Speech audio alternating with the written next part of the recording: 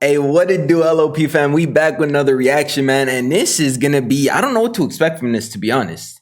This is J. Cole's Applying Pressure, the off-season documentary. So I don't think he's gonna be rapping in this. I don't think there's gonna be any bars in this. This is just the build-up to his off-season album. And I mean, it's Cole, man. So I have no idea what to expect. I have absolutely no idea what to expect.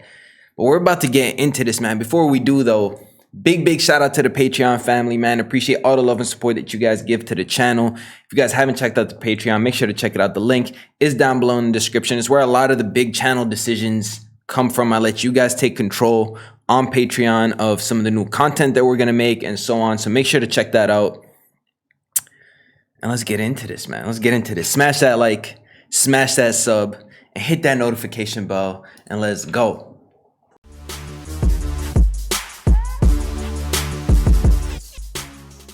My guy Cole, what you got for us, bro? Let's go. What made you say off season?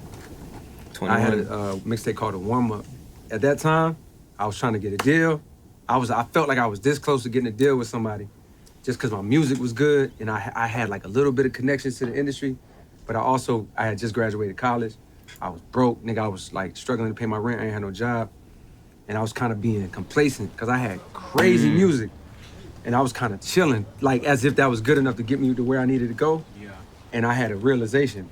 One time, nigga, I'm in a party. This is low-key just, I mean, it's dope that he put this in here. And I feel like he did it on purpose because he's telling the story of why off-season. We're about to find out. But at the same time, it links back to Middle Child where he says, I just left the lab with 21 Savage. It's a link to that. So let's see how it transitions through. I'm drunk and I'm high. So I had to leave the party and go to the backyard. So I'm back there paranoid, like, oh my God, like, nigga, I'm going through it. Nigga, life is on me, nigga, rent. All my college friends went and got jobs. Nigga, I'm over here doing some rap shit. And these niggas walk in the backyard to come find me. And they're like, yo, we want to holler at you right quick. Bro, it turned into an intervention. These niggas was like, hey, bro, what you doing? You say you want to do this music shit, but like all you doing is really just like hanging out, partying and shit. Mind you, one part of me is like, nigga, yo, I be with y'all niggas. Like, the fuck are you talking about? But when they was talking, bro, I swear to God, I sobered up quickly. It was almost like I was on the stage. Nigga, literally after that, I thought about basketball. Why I ain't making it basketball? Nigga, I love to play. And at this point, I'm 21 years old, you know what I mean, 22. And I'm like, nigga, why you didn't make it in basketball? Because you wasn't fucking working. You thought you'd be outside dribbling the fucking ball, doing something. That's some really real shit, bro. Nah, okay, so it's just a straight up documentary. But this is some real shit. And it's dope that he had his friends, like he said, like, I'm with you guys. We're doing the same shit. But they clocked him because they were like, yo, we got jobs and shit. But if you want to make it in music, you got to put the effort in. And saying it's the basketball thing that linked it. I guess that's the link to off season too. But it's the basketball connection that made it happen in his mind. He was like, damn, I didn't make it in ball and I'm 21, 22. And it's just because I didn't put the work in. So I'm assuming that's what triggered the, all right, I got to put some fucking work in now. You thought we're going to have to keep pausing every now and then just so that the shit doesn't get blocked because it might get blocked for video content. But just bear with me. You be outside, I'll keep it to a minimum. Ball, doing something when really niggas was in the gym with trainers, like putting in work, shooting 1,000 shots a day. And your dumb ass over there thinking you doing something, mimicking Iverson. Yeah. So it was like, yo, do you really want to look back 10, 20 years from now with this music shit and be like, the reason you didn't make it in music is because you didn't put the work in. Yo. So I was like, yo. That was where the warm-up came from. Every day, nigga, I woke up, wrote verses, made beats. So all that to say, the off season was like the same concept. Like, one more time before I leave, like before I feel like I'm like fulfilled in this game, let me try to reach new heights from a skill level standpoint. Remember I told you about the what do you mean leave? What do you mean leave, bro? You can't leave the game. What? I don't know if he meant it in that sense, but he's saying the off season, let me hit one more height. He said it in interlude too. I done seen the highest heights. I done seen it twice, but I've also seen the lowest of the lows. Like fulfilled in this game, let me try to reach new heights from a skill level standpoint. Remember I told you about the 7-minute drill? Like I put myself through drills. I really try to work on my craft to like just reach new heights and push myself. So that's why I call it the off season. I know that was a long answer, but shit, nigga. I'll play you the third joint. Are we gonna hear it? Give us a little sample? Nah, he just showed it to 21.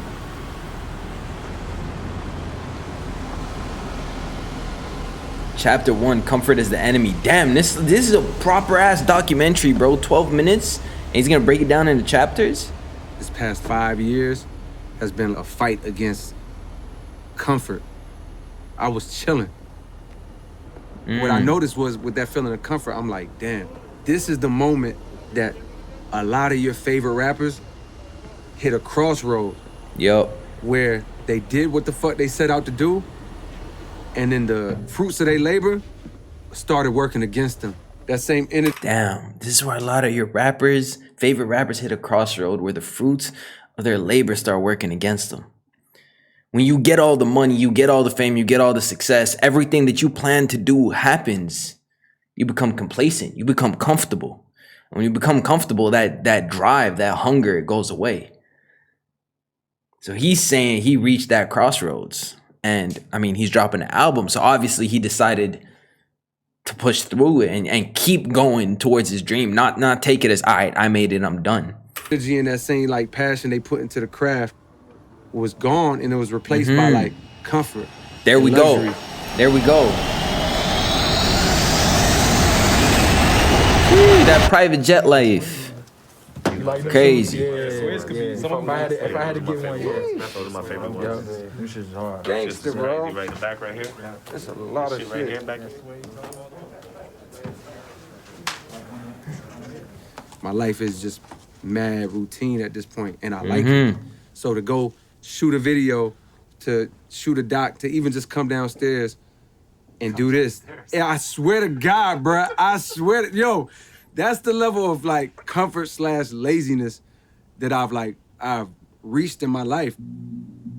Imagine that when applied to music. And The studio's in his basement. He's saying even just coming downstairs, you just lose that drive. You're just too comfortable. That's crazy, bro. The biggest obstacle in your life is yourself. Doesn't matter how big you are, and this displays that. Doesn't matter if you're still nobody trying to make it, or if you've made it to the heights that J. Cole's made it. J. Cole's top 5. And still, even at that level, battling yourself is the hardest thing to do. and That's a craft crazy. And a sport that literally you can't get comfortable in. What's up, brother? Good morning. I knew you was up. I had to make a real decision.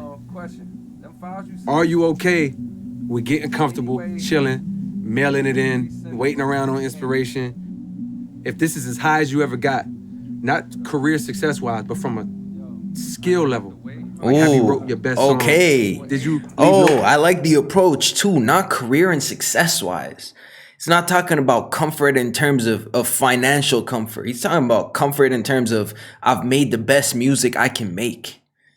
Or should I push through and try to make and top myself, do something even better than what I've already done? No stone unturned creatively. And when I thought about that feeling, I was like, nah, I'm not cool with that. Chapter 2, Father Time. When Melissa told me she was pregnant, it was like almost like a clock went off. Like before life completely changed, I was like, damn, I need to refocus, wake back up and lock back in and begin the process of like the fall off, which is reaching its highest height before I feel like I can like comfortably just relax. First thing came on my mind. I don't like that he wants to relax though. I mean, you're human at the end of the day, and at the end of the day, you need to find a ground where you can actually just sit and enjoy all the work and all the grind and all the effort that you put in. But bro, we always are gonna need more Cole. To be fair, Cole's music is the type of music that you could listen to for years. Like I just took in the other day, Middle Child dropped 2 years ago. I still listen to that shit all the time. I did not take in It's been 2 years. I saw it on the video. I was like, oh shit. But still, bro, like, damn. Comfortably just relax. Damn. First thing came on my mind, I was like, yo, I gotta go back to Muhammad's crib. Oh, nah, you can look, bro. It's a world. Queens, New York. That shit like Mount Everest, nigga. Get out of here. You ain't paying no rent, nigga. That's only for rent niggas, nigga. We are at the legendary Muhammad House. And this is where Cole stayed in when he moved to New York to go to St. John's. This house right here has been a lifeline because even when times were difficult, he struggled with certain things. Like the owner treated him actually like a friend, almost like a son in a sense. So he worked with him. Cool. That's crazy. Sometimes you just gotta go back to the roots. Remember where it all started. You just gotta remember where it all started to just bring that push back in, to bring that motivation back in. Take yourself out of the comfort zone. 2016.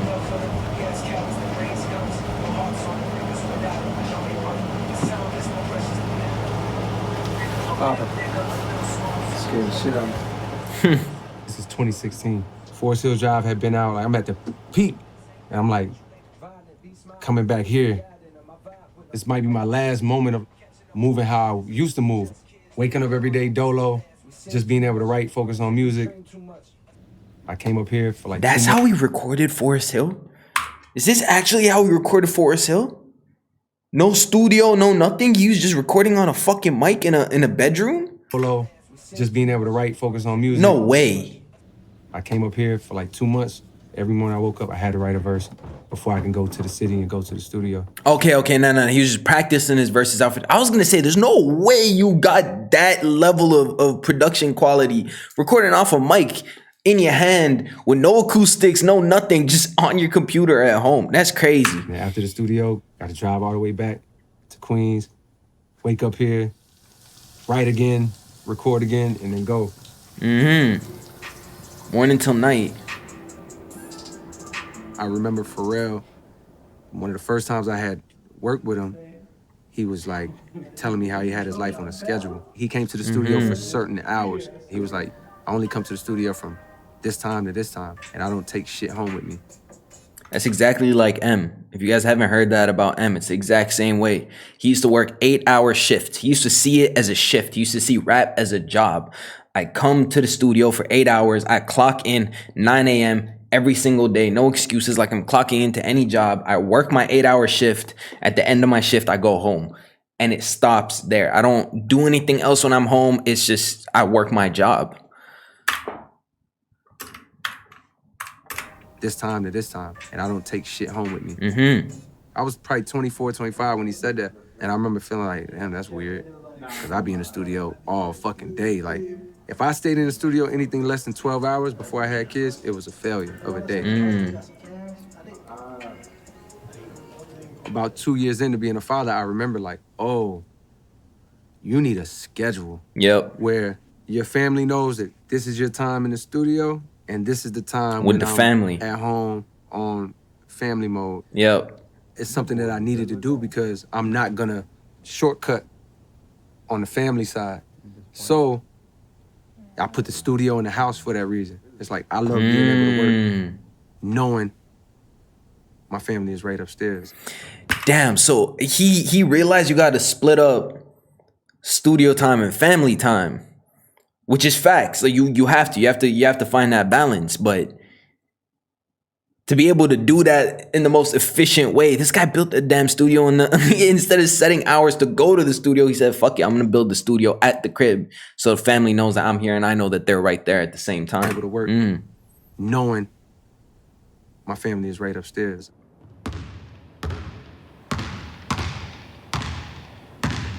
The climb back.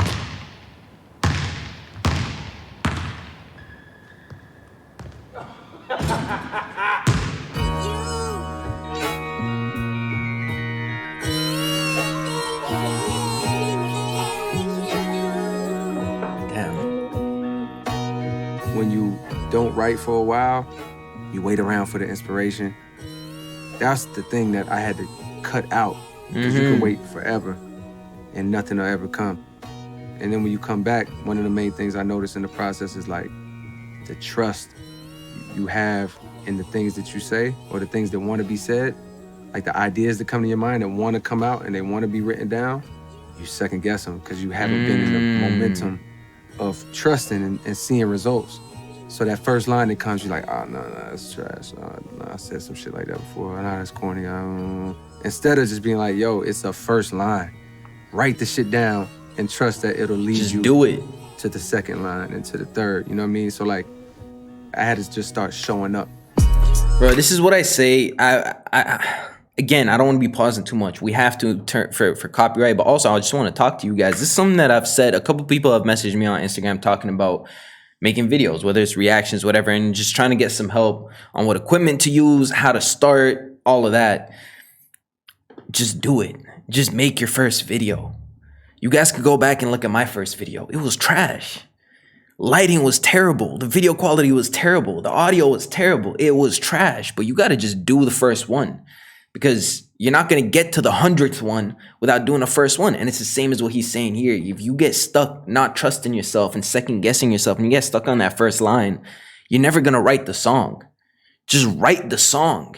And then you can go back and change shit. You can go back and fix shit, but just write it out. Just do it. Have it there. Have it ready to go. This is crazy, bro. I said some shit like that before. I know that's corny. Instead of just being like, yo, it's a first line. Write the shit down and trust that it'll lead you to the second line and to the third. Yeah. You know what I mean? So like, I had to just start showing up. He's nasty at ball too. Cole is nasty at ball. He could have made the league for sure if he put the work in. It was a matter of like sport. I started realizing the parallel between the rapping for me and basketball. I gotta operate at a high skill level, and the only way you're gonna operate at a high skill level is putting in the hours, Practice. you know what I mean? Yup. Practice. So it's like, He said practice too. at a high skill level is putting in the hours, you know what I mean? The practice. So it's like, coming down to the off season, it was the same mentality. It's like, damn, this is the time to get better. So I have to continuously come up with ways to reignite. Write one verse, do a drill, make a beat. I didn't know how long it would take, but I knew it would take time. And it literally took years of practice, writing, trying, shooting, sharpening the pen to like get it to a level that I feel like it's been like. The imagery and the way he's talking to this too, it just, bro, there's some shit that like, it touches you. The way this whole video is put together, it's some shit where he's talking to you. He's talking about his life, but he's talking to you. He's saying what he did to get to that level. And it makes you think, to all the rappers out here that are trying to make it in the rap game, are you doing this? Because if you're not doing this, you're never going to get as good as Cole. It's the same thing like he said as Ball.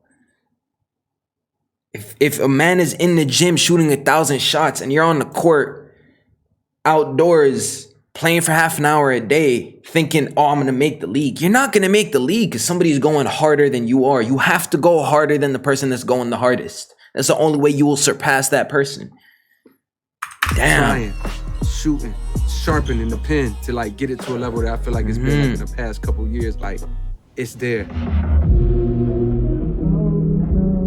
Applying pressure. It's almost like you treated those features as an album, as like a project. Facts, yeah. Is that how you thought of it? Yeah, because it was a mind state. When you put yourself in uncomfortable moments, you find out a lot about yourself. And usually you find out that you're capable of rising to that bar that's set by that uncomfortable situation. So what's something I can do? Yo, when somebody bring you a feature, say yes. I was looking at it like an opportunity for growth. You think the era that you grew up in drove you to want to have the skill set that you got? Hell yeah. Do you really want to look back and be like, you didn't work with nobody?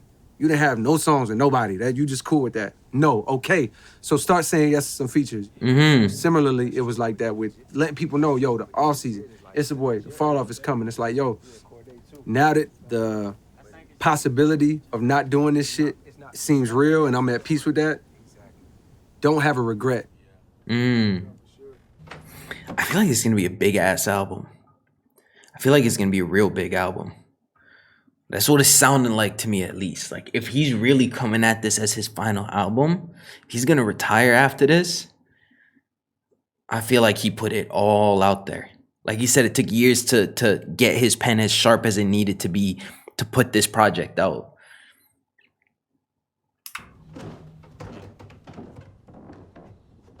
There's songs on here in this whole fall off era that I've been sitting on for years. Just tweaking, making better. Even like a middle child, that was for the fall off. But then I'm like, do you really want to wait to drop this fucking song? So I'm like, yo, fuck it. We just put out Middle Child like as a single. Oof. And that's So it's gonna be that type of energy on this. It was originally made for this. Oh, that's good. This album's gonna be fucking crazy, bro. shit went crazy. You know, I never came up here when you came back. Oh, yeah. Now, normally I would just hoard that shit. And similarly, yes, I've been hoarding songs because I'm like, no, I made this for the fall off. This is too special. Now, over the years, they've gotten better. Maybe some of them have like fallen to the wayside, you know what I mean? And like, they won't make it. I still got more work to do, especially on the fall off specifically. I got a few more songs I need to write. I got more tinkering I need to do. But the vision, I finally got this shit sculpted and I can see this shit. Like, for a long time, I just knew what I wanted to do, but I just couldn't see it. It was just like, this is the most ambitious shit I've ever done. It's a patience and a trust. It's a tightrope to walk, but I'm walking that shit. Jeez. Oh my God, bro. He mentioned the fall off a lot of times. I don't know if he's saying the fall off as in referencing this is his last album and then he's gonna fall off afterwards. Or is he talking about dropping another album? Is this off season and then he's gonna drop an album called Fall Off? I don't know if I missed something there, something I'm not understanding correctly, but I don't know which of those two he's talking about. You know what I mean? Damn, this is gonna be fucking crazy, bro. This is gonna be insane.